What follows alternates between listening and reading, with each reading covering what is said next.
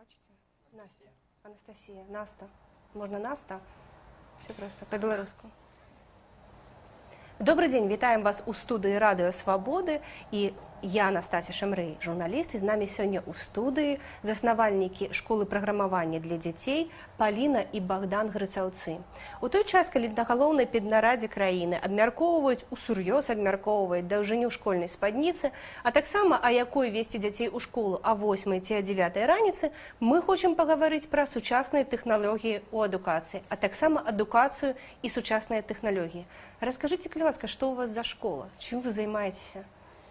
У нас онлайн-школа программирования для детей и подростков «Этигенио». Мы учим детей программировать на самых разных языках программирования, начиная от... Scratch, там, Python, JavaScript, у нас также есть Photoshop, 3D-моделирование, в общем, разные компьютерные технологии, которые интересны современным детям. Да. А вот правда, это цікаво детям? Это потребно детям? Да, конечно. Ну, наверное, в студию нужно было привести парочку ребят, чтобы они вам сами рассказали, насколько им это интересно. Я думаю, ну, лично мне в школе это было интереснее, чем все остальные там, школьные предметы. Да, конечно, почему нет? Сейчас все дети сидят в гаджетах, играют в игры, смотрят YouTube. И им самим интересно создать такую же игру. Да, поэтому ну, для них это привычнее, им это интереснее даже, чем держать ручку в руке и писать в тетради. Так, может быть, это уже сучасная реальность, которую потребно в сучасных школах уводить, и все ж таки не? Как думаете? Вводить что именно? Ну, как программование. Информатика оно как бы есть уже. Там с 5 класса, что у нас Паскаль, даже некоторые все-таки Scratch ввели. Просто главный же подход, они, ну, не то, что создать закон, там все учат программирование с 2 класса, а как это делать? Одно дело согнать, не знаю, второклассников в кабинет и заставить их непонятно каким образом сидеть ровненько, тихенько за компьютером и повторять за учителем, или, ну, как-то это должно быть как-то как игра, чтобы им было интересно. Чтобы он каждый делал то, что он хочет, свой какой-то индивидуальный проект. То есть одному ребенку нравится, не знаю, гоночки делать, второму нравится стрелялка, там, третий такой более серьезный, он хочет головоломку какую-то сделать. И получается, что, ну, учитель должен каждому отдельно дать задание, вот, и каждый делает в своем темпе, да, как он хочет. Ну, в принципе, это у нас вот так вот есть в нашей школе. Полина говорит, должен, как будто да. Все должны так делать, да? Просто. Ну, это просто хорошо. Ну, как это сказать? Что мы уже там, да, 2 года так вот преподаем, и для нас уже, ну, так должно быть. То есть не может быть по-другому. А так яно працуе, ці все ж таки дети больше гуляются гульні, оттягивают свою увагу на іншыя рэчы и занимаются просто... Прокрастинация, может быть? Ну, есть такой эффект, и ну, как бы на большинстве курсов я раньше преподавал, действительно, если много детей собрать в одну кучу, часто на курсы дают не столько по желанию детей, сколько по желанию родителей. Да, родители хотят там какие-то свои закрыть в голове они штуки, собираются... что они хорошие родители, да. они заплатили деньги, отдали на хорошие курсы там ребенка. И действительно есть такое, что там 10-15 человек сидит в компьютерном классе, и преподавателю сложно... Вообще контролировать, что они там делают. В большинстве еще компьютерных классов они как бы даже не по кругу, они так вот стоят вот рядами. Да, и получается, даже хороший преподаватель должен стоять сзади, контролировать каждого, и больше тратить энергию на то, чтобы все сидели тихо, не баловались и просто не сломали друг другу, компьютер. Да. Але уроки в школе таки працуют, не? Ну, по-разному тоже все от преподавателя зависит. Ну, в целом, да. Ну, мне сложно судить, у меня была какая-то... И только сейчас понимаю, что какая-то экспериментальная школа, где с 1 класса была информатика, и у нас там, да, водили за компьютеры, и мы там играли в какие-то развивающие игры, было очень интересно. И потом в 7 классе к нам приходила преподавательница из университета, и, ну, я ходил дополнительно на кружок по Паскалю, мне это было очень интересно, поэтому, ну, возможно, я думаю, что так во всех школах, да, но когда я разговариваю с людьми, то у некоторых информатика начинается там только с 6-7 класса, они там проходят... И на каретах? Да, на старых каких-то компьютерах, там по 2 человека за компьютер, они проходят Word, Excel. Да. А як павінна быць? Як павінна быць вот у сучасным грамадстве цяпер, калі падаецца, кампутары ёсць паўсюль? Да, то есть я даже вот вижу, как там маленькие девочки уже ну, с большими рюкзаками там затариваются учебниками. И Метро. когда можно купить планшет, когда сейчас у всех там телефоны, планшеты, и в них можно закачать всю эту информацию, которая есть в учебниках, вот нам по-прежнему нужно таскать эти бумажные, ну не нам, а вот нашим там маленьким ученикам таскать по-прежнему вот эти учебники. Ну, как-то странно это все теперь смотрится. Але такова реальність. Зараз все ж таки ще не во всіх комп'ютер. Ні? Серьезно? Ну, у кого нету? Сейчас даже, наверное, даже если компьютера нету, есть мобильный телефон или планшет. Ну, не так он дорого стоит. Не знаю, если всех заставить купить форму, мне кажется, на эти деньги можно купить каждому планшет, самый простой. И чтобы не таскать учебники, чтобы учиться. Но это надо полностью систему менять. Ну, вот. чтобы Поэтому учителя приспосабливать по-другому, занятия вести, пользоваться какими-то интерактивами. все по-другому. Ну, давай электронными про наш версиями. какой-то опыт расскажем, да. То есть мы постоянно вот, не знаю, у меня со школы такого, я отличник, там, с золотой медалью закончил школу, но до сих пор я даже вот просыпаюсь, и осень сейчас наступила, такая холодная пора, и я просыпаюсь с мыслью, что мне надо сейчас в школу идти, там, какие-то до сих пор такие из детства, как что-то осталось такое мрачное, печальное, вот такое гнетущее, что я там кому-то что-то должен, и то есть даже такой вот радости нет от просыпания. И со школы хотелось вот вырасти и изменить эту чертову систему, чтобы Было приятно счастье ходить. какое-то, потому что ну, это же так интересно учиться. Как интересно любому ребенку играть в игры. Это же интересно, он уже сутками напролет играет. Вот это і страшна, не? Што гэта дзіця будзе суткамі напролёт гуляцца ў гульні, не будзе пры гэтым вучыць іншыя прадметы, займацца маляваннем, спортом, рэшце-рэшт. Ну, просто любое преподавание, оно должно быть такое же интересное, как играть в игру. Да, в этом смысле. Вот с этим посылом я вот со школы, у меня, наверное, вот в старших классах я еще такой, вот надо сделать такую игру, чтобы в ней можно было учиться, это было интересно, и там ты атакуешь каким-то персонажем другого, а тебе раз, там сколько корней имеет это квадратное равнение, и ты такой, 2, и правильно, все, ты победил. Ну вот, уже интересный подход, да? Ну, в итоге потом мы реально сделали такую игру с ребятами, да, она была популярна ВКонтакте. К сожалению, не смогли там как-то монетизировать ее грамотно, там долго на плаву держаться, но ВКонтакте ее порекламировали хорошо. То бок ваши прадметы могуць, ваше праграмаванне можа з іншымі прадметамі неяк узаемадзейнічаць. Я правильно вас да, разумею? конечно. У нас Всё-таки не. родители иногда говорят, ну, типа, спасибо там тренерам, все, и что даже, например, по-русскому у мальчика улучшились отметки. Просто Як? Он же не Но будет писать. Это как бы странно, да, но просто в чем вот программирование ребенку поможет, даже если он не будет заниматься этим как бы в будущем целенаправленно, оно все равно выстраивает логическое системное мышление.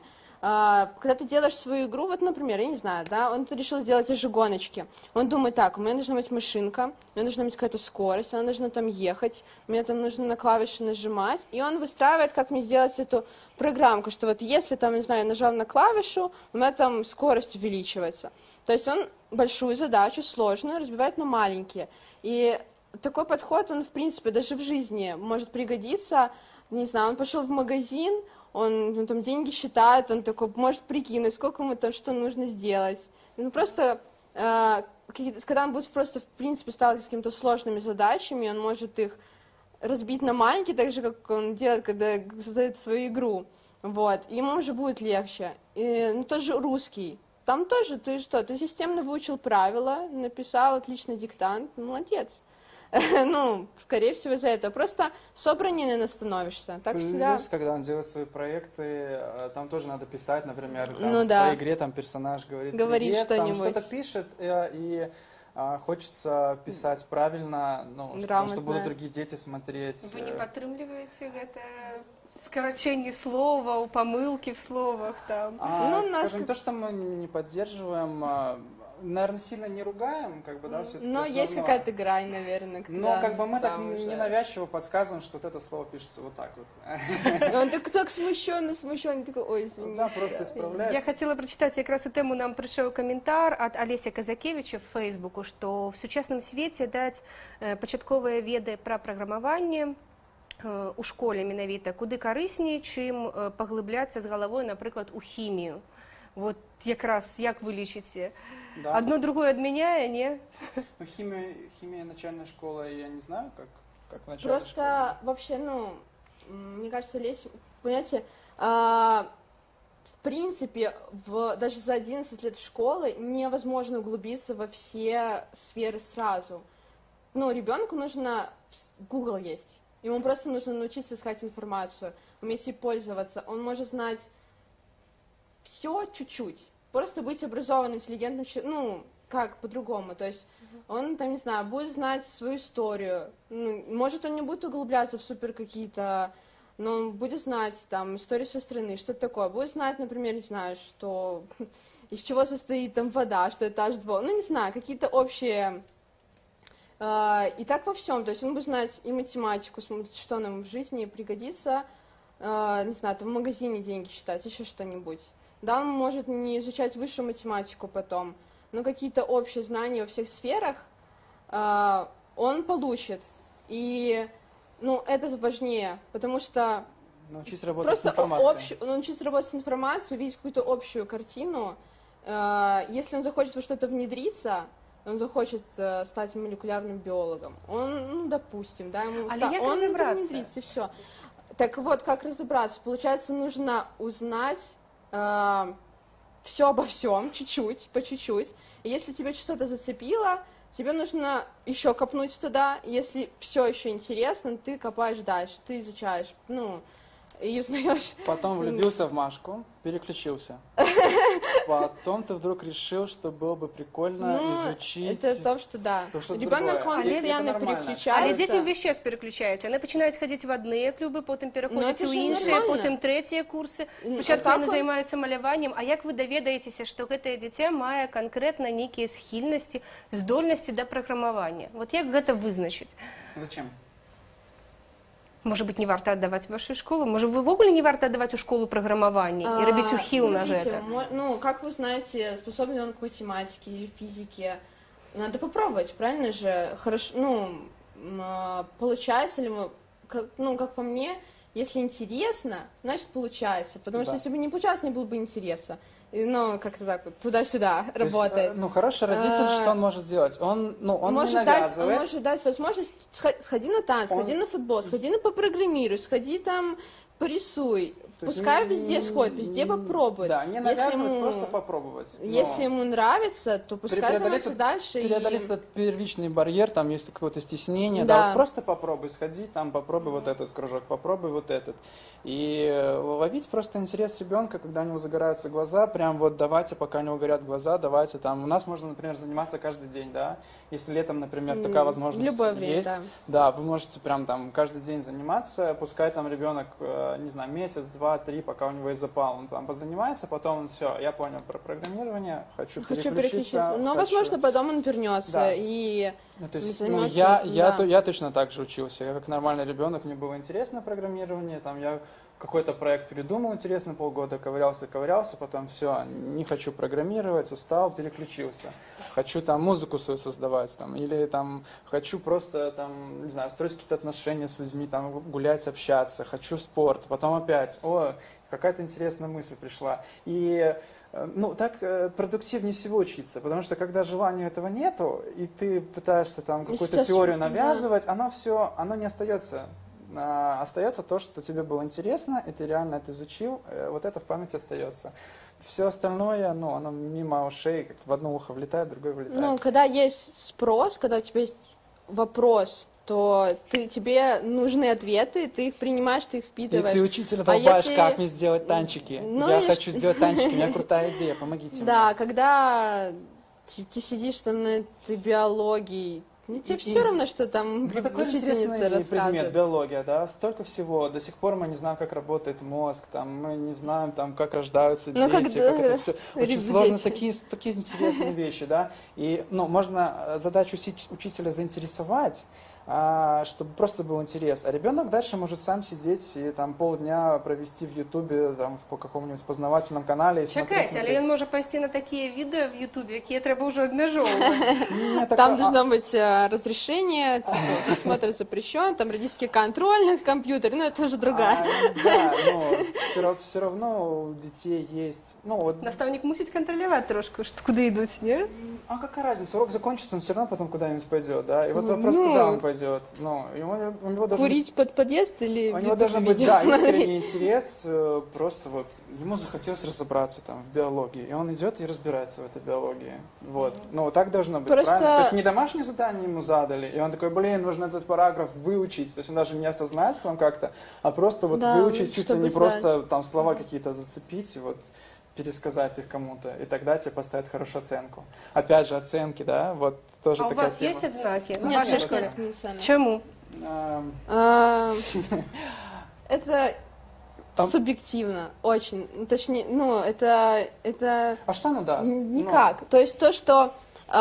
причем как оценивать? Вот Петя и Маша сделали проекты, оба классные, они оба постарались. Каким отметки ставить? Маша, которая сделала чуть полегче игру, но она какая-то более красивая, креативная, или Петя, который там серьезный алгоритм какой-то написал. Ну, нельзя их сравнивать даже в принципе. Или там Они... Петя вообще не мог ничего, а тут сделал что-то, оно И- хуже, чем у Маши, но, Но для Пети него это просто это большой великий прогресс. Он прогресс. взял, собрался, сделал. И как бы если какую-то уравниловку там ставить, то Петя там получит, ну, до 9 не дотягивает, но вот 8 получит, вот, а там Маша 9. А як же мотивація там заробити десяточку? И что это, ну, вот, них во мотивация взрослой как- жизни у нас есть какие-то 10, 9? Нету, правда? Высокие заробки, не? Так, Это это IT. другое. Вельми часто кажуть, что люди идут учиться в IT-сферу в деле высоких заробков. Но Нет? а, А детей как бы отдают в IT? делать что-то полезное другому человеку и оценки какого-то учителя — это совершенно разные вещи. Потому что... Але я что хотела запытаться? Ну. Я хотела вот конкретно запытаться, ці не отдают бацькі дзяцей в IT-сферу менавіта дзеля того, каб яны потым зараблялі высокія грошы? Да, Это одна из мотиваций Да. родителей. в большинстве Это своем не сейчас. детская мотивация. Это Детям, не детская для детей это просто какая-то абстракция. Ну да, мама сказала, что я буду много зарабатывать, но его это никак изнутри не торкает. Его торкает то, что мне прикольно сделать какую-то игру. Я хочу сделать свой сайт и там продавать оружие там, для игры Counter-Strike. Там, или поднять свой сервер Minecraft, чтобы там друзья рубились, а я зарабатывал денежку на том, что они покупают какие-то у меня там кирки, лопаты и так далее. Ну, вот это интересно. То есть это очень глубокое что-то, вы это вдалеки, вот вы этого не понимаете, но вот это их мотивация, да. Некоторые там, например, нам пишут, что хотят сделать что-то крутое, что мы иногда публикуем проекты какие-то, которые Да. нам понравились, проекты учеников, да, им интересно сделать просто, что их где-то публикуют, похвалят публично. Да. Просто похвала, ну то есть это банально то, что Как-то несколько людей ему каких-то для него авторитетных скажут, что, блин, классную штуку ты сделал, очень здорово. Ему уже приятно, то есть мы же не ставим ему тебе 10, ну, Просто хваліцца. да. У меня есть еще пытание такое конкретное вот про колькость курсов. Справа ў тым, што зараз есть такі IT-бум здоровскі, вельмі много можна пабачыць аб'яваў, вельмі много школаў открываецца, реально растуць як грыбы. Вот скажите, як вы лічыце, з чаго пачаўся гэты IT-бум і ў чым прычына сталася ягоная? Просто люди поняли, что айтишники много зарабатывают, и как обычно, как нормальный родитель, он хочет только лучшего для своего ребенка и хочет, чтобы его ребенок был обеспечен в будущем, все у него было отлично, и поэтому старается его в это IT впихнуть. То бок это все ж таки Привлечь. амбиции бацькоў, да? Ну, а ребенок 8-летний, он не думает, что он еще настолько... То есть это очень соображает, такая чтобы- двусторонняя штука. С одной стороны, Да. есть родители, которые очень хотят, но ребенок ни в какую. Вот ему Да. вот неинтересно. То есть, потому что программировать это нужен особый склад ума, особая такая интроверсия, что ли. То есть ты не можешь такой быть активным, тебе нужно успокоиться, сесть, Собраться с напряженно мыслями. думать. Ну, это как, не знаю, способность к математике, например, или физике, тоже какие-то свои определенные решать долго задачу качества. какую-то, да. И для этого, ну не то, что там один ребенок предрасположен, другой нет. Ребенок, который сейчас гиперактивный, много общается, и такой весь ветреный, он может в какой-то момент заинтересоваться, да, сесть и разобраться, да. Пускай даже, например, он в будущем не будет программистом, там, но он может быть работать около смежной в какой-то профессии. смежной сфере. Может, он будет управлять программистами, да, какой-то project менеджер, да. Он понимает изнутри, но в то же время ему больше нравится общаться с людьми, и он какие-то такие вопросы решает. Ведь, ну, это не то, что там бум, который был на юристов и бухгалтеров, потому что это реально спрос. Вот, например, у нас... Я хотела бы трошку вот вернуться ще раз до того, з чого ми починали. Зараз часам кажуть, што праграмаванне і код – гэта новая пісьменнасць. Пісьменнасць, якую патрэбна ведаць, так ці іначай. Вот як вы лічыце, ці трэба гэтай пісьменнасці вучыць у школе, пачатковай школе, ці не пачатковай, старэйшых класах, і чаму? Да, конечно, надо, но вопрос, как надо. Просто... Потому что если, как обычно, заставить там преподавателей, вот это модно, давайте все там преподавать, и сгонять учеников, и там насильных заставлять что-то делать, может... это все равно, это просто вот этот вот навык, так же, как раньше был, знаете, читать, писать, считать. То теперь надо еще немножко программировать, потому что любая профессия сейчас еще стремится к автоматизации, и если раньше, не знаю, бухгалтеры, да, что-нибудь бумажки подписывают, сейчас это все тоже, опять же, автоматизируют, они все равно сидят в компах, заполняют там банально даже, пускай пока что Excel, но все равно, да, не знаю, тоже юрист, все равно в конечном итоге, оно там все автоматизируется, любая профессия, она сейчас почти все смешанные, и там какой-то пример, да, помнишь, мы с тобой обсуждали, что, например, если он занимается биологией, ему интересно биология, но чуть-чуть умеет программировать, он может придумать какую-то программу, которая вот поможет биологам, или... Повысит урожайность пшеницы в разы. Да, то есть он там как-то там модель какую-то. Так чи иначе для всех. Конечно. Ну да. То есть не надо заставлять, вообще, в принципе, не надо никого ничего заставлять. Ну, возможно, хотілося простягувати нашу передачу вельми довго. Вот давайте ще некільких словах літерально. Як зацікавить? Як зацікавить программованием, биологией, химией? Ваши, коротко, 3 ваших самых таких головных секрета. Як зацікавить дитя? Это для кого? Для родителей? Для всех.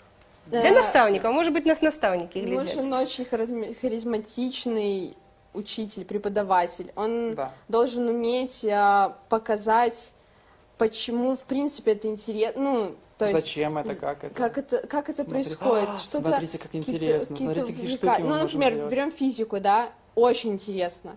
Но можно учить физику по формулам в книжке, решать какие-то непонятные задачи. А можно взять проект, там, не знаю... Провести опыт, там, не знаю, вот тебе нужно, не знаю, микрофон свой собери. Вот как сделать микрофон ребенку? А можно, не знаю, там, какой-нибудь из угля там сделать, как раньше были старенькие, там с фольгой, с этим всем. Взять этот мультиметр. Зачем мультиметр? А хоп, и разберется, как им пользоваться. Чтобы он надо подключить, там как, померить, там, не знаю, сопротивление, там, не знаю, рассчитать эту всю форму. Ну, цікавість уже самое интересно. головное. Да, то есть, и просто... И... Что еще? Еще секрет. Дети сейчас, в отличие, ну, от более старшего поколения, у них информации море. Они, ну, реально, Google, просто они любую информацию могут найти, абсолютно любую. И им не нужно уже идти в библиотеку. Учитель для них уже больше малый авторитет, потому что в Гугле они могут узнать больше, чем расскажет 50-летний учитель, который учился по старым учебникам. Поэтому должен стать другом. Должен, во-первых, стать другом и показать ему, как найти эту информацию и зачем ему ее искать. Просто должен быть такой более опытный друг, который общается как бы на уровне, и как более опытный друг говорит: слушай, ну возьми, сделай так. Вот я так пробовал, так не получается, а ты вот возьми погугли, и там реально крутые там что-то там, крутой YouTube-канал, вот смотри, есть. И больше давать какие-то практические навыки, потому что, ну, теория, опять же, можно почитать, везде почитать, а как применить уже сложнее, уже надо помогать. пощупать. Плюс хитрить, запугивать современных детей тоже неэффективно, потому что они, опять же, это все в Гугле пробивают, общаются с друг с другом, кто что сказал. Бачите, атрымліваецца, што все старыя методы не працуюць.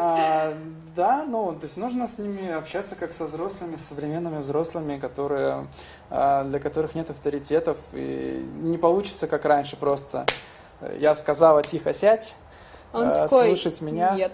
У него есть какое-то свое мнение, Они, и да. надо обсуждать в режиме диалога. Дзякуй вам за цудоўныя парады. Я хочу нагадаць, што ў нашай студыі свабоды сёння былі Богдан. И Полина. грыцаўцы, яны заснавальнікі школы праграмавання для дзяцей, яны падзяліліся сваімі сакрэтамі, як трэба кантактаваць з сучасным пакаленнем дзяцей, а таксама чаму код гэта сучасная пісьменнасць і чаму яна павінна быць у школьных праграмах. Дзякуй.